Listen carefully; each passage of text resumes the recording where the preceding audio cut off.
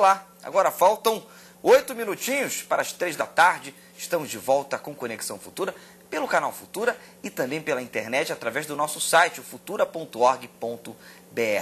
Por 12 votos a 3, os desembargadores do Tribunal Regional Federal da 4ª Região decidiram pela constitucionalidade do Decreto Federal 4.887, isso do ano de 2003, que garante a continuidade da atual política de titulação de territórios quilombolas no nosso país. A questão julgava e envolvia a comunidade quilombola Paiol de Telha, que teve o processo de titulação de suas terras questionado pela cooperativa agrária agroindustrial. As terras em questão ficam entre os municípios de Pião e Guarapuava, na região centro-sul do Paraná. A questão é antiga e se arrasta desde o início do século XX. Caso os quilombolas perdessem a causa, todas as titulações de terras de comunidades quilombolas poderiam ser questionadas na Justiça. E é sobre essa importante decisão da Justiça que vamos conversar agora, direto de Curitiba, com a Isabela da Cruz. Ela é uma das líderes da comunidade quilombola Paiol de Telha. Isabela, tudo bem? Olá, tudo bem, Thiago. Seja muito bem-vinda. Como é que está o clima aí em Curitiba? Olha, por incrível que pareça, está um sol bonito, a cidade está quente, está refletindo um clima bem gostoso. Ou seja, bem verão no Brasil, né? Tem verão no Brasil, sim. Curitiba tem inverno, verão, outono, todos num dia só. Me conta uma coisa, Isabela, me conta um pouquinho da história, rapidamente, né, do Paiol. Então, a comunidade em questão, a comunidade quilombola Paiol de Telha, ela recebeu de herança de uma proprietária de escravos a quantia de aproximadamente 3.600 hectares por volta da década de 1860. Então, de lá para cá, esses 11 escravos receberam por doação, ou como a gente prefere dizer, por pagamento ao trabalho prestado durante anos a essa proprietária de terra, eles receberam essa fazenda, essa grande extensão de terra. De lá para cá, há uma tentativa de expropriação desse território e dessas famílias que moram lá. Em 1860, esse processo se deu de uma forma violenta, com a expulsão de pessoas do território, com o envenenamento de poços artesianos, com a expulsão violenta de crianças, adolescentes, mulheres, com tiros disparados na direção das casas, queima de casas, falsificação de documentos. Tudo isso foram tentativas de tirar não só o território, mas a identidade daquelas pessoas. E é nesse processo que a gente se encontra, de acampamento dentro da comunidade, dentro do território, famílias continuam acampadas e outras que acabaram saindo por medo da morte, por medo da violência, se encontram espalhadas também, não só pelo território do Paraná, como por todo o Brasil.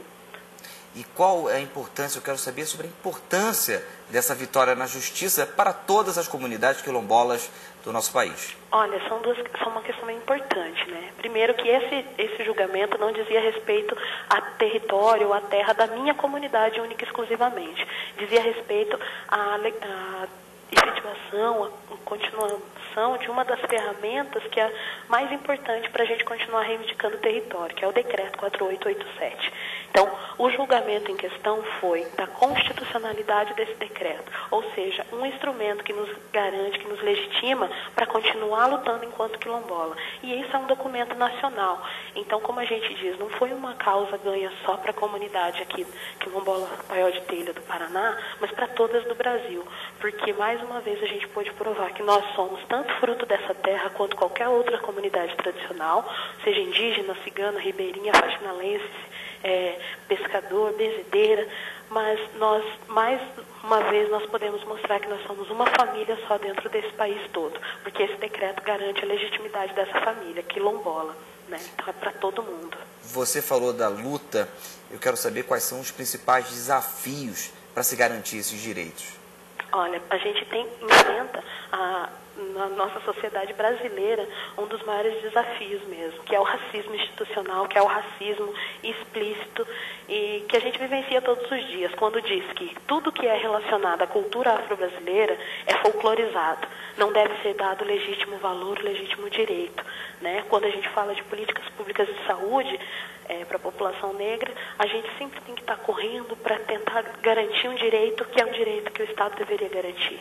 Quando a gente fala de educação e da Lei 10.639, a gente tem que correr atrás de um dispositivo, a gente tem que garantir que o Estado eduque as nossas crianças para que elas sejam conscientes da parte da cultura, da herança afro-brasileira que elas têm nesse país. Então, quando a gente fala de comunidades quilombolas e titulação de território, a gente fala sobretudo de vencer uma perspectiva nacional racista que diz que essas pessoas foram escravos, quando é pelo contrário. Essas pessoas trabalharam, constituíram a economia desse país, trabalharam doando sua vida, sua força vital e sua força de mão de obra, e aí elas não recebem um pagamento digno por esse serviço prestado. Então, acho que a gente precisa primeiro vencer um racismo que diz que essas pessoas não têm direito a receber uma indenização pelo trabalho que prestaram. A gente enfrenta muitos machismos também quando a gente diz que uma comunidade quilombola é uma comunidade matriarcal e ela precisa ser respeitada enquanto tal.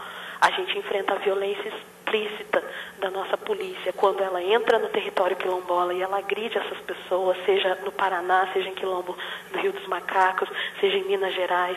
A gente precisa vencer uma série de desafios para poder se dizer negro, Isabela, rural e quilombola. Já que você também está falando dos desafios, essa vitória não garante a terra não, né? Não, Quais são os próximos passos? Essa vitória ela garante apenas que o decreto continua vigente, mas a gente ainda precisa garantir que ele continue vigente nacionalmente, né? Então a gente precisa levar para o STJ para que o decreto seja firmado ou seja transformado em lei, para que a gente possa ter pelo menos uma segurança.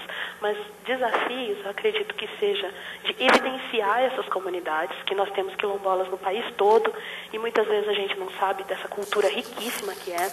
A gente precisa apoiar a organização das instituições, das associações quilombolas, para que essas pessoas tenham autonomia de reivindicar seus próprios direitos, para que cada jovem morador da comunidade tenha autonomia, tenha o direito de ter internet na sua comunidade, de ter educação de qualidade, de ter saúde de qualidade.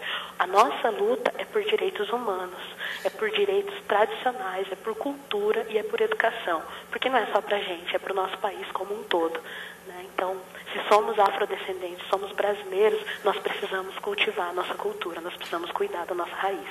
Isabela, obrigado pela sua participação. Uma boa tarde. Boa tarde, eu que agradeço. Um abraço a todas as quilombolas e todos os quilombolas. Ok, um grande beijo. Na próxima entrada do Conexão Futura, nós iremos falar sobre o estresse no trabalho. Os sintomas muitas vezes podem ser confundidos com desinteresse, falta de concentração, desânimo, tristeza, apatia, irritação e, claro, tensão, né? Como é que é possível reverter essa situação? Você vai saber no Conexão Futura. Não perca esse debate. Desde já, envie sua pergunta para o nosso Facebook, para o nosso Twitter ou liga para a gente no telefone 0 operadora 21 35 23 40 98. Os contatos estão aí na sua telinha. O nosso Facebook é o facebook.com/Canal Futura Oficial. O nosso Twitter é o @Canal Futura. E o nosso telefone é o 0 operadora 35 23 40 91. A gente volta daqui a pouquinho, logo depois do programa Globo Educação. Eu te espero. Até mais.